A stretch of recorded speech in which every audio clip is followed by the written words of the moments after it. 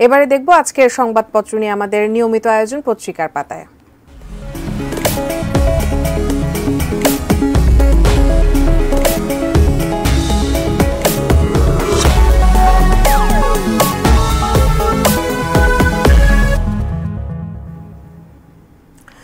দর্শক, আমাদের হাতে বেশ কিছু দৈনিক জাতীয় পত্রিকা রয়েছে, সেগুলোর আজকের যে শিরোনামগুলো আপনাদের জানিয়ে দিব। সেটা প্রথমেই আসলে সামনে ঈদ উপলক্ষে যেটা দেখতে পাচ্ছি, প্রথম আলোতে লিখেছে চাহিদার চেয়ে পশু বেশি তবু কমছে না দাম। আর খেলার খবর নিয়ে একটু জানাতে চাই, অবশেষে সাকিবের ব্যাটে রান এসেছে, শেষ 8-এর আরও কাছে কিন্তু বাংলাদেশ।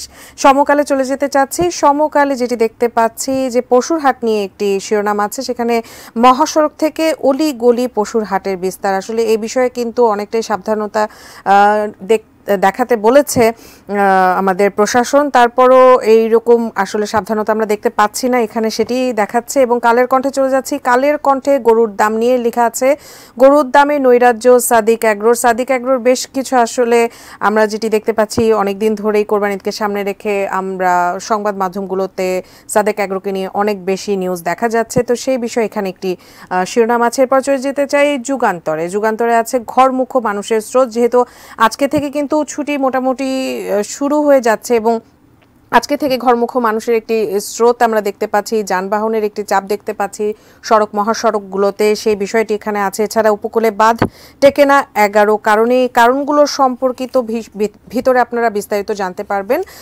যুগান্তরের মাধ্যমে। এছাড়া চলে যাচ্ছি আমাদের শেষ যেই নিউজ পেপারটি আমাদের সামনে আছে, দ্য ডেইলি স্টার।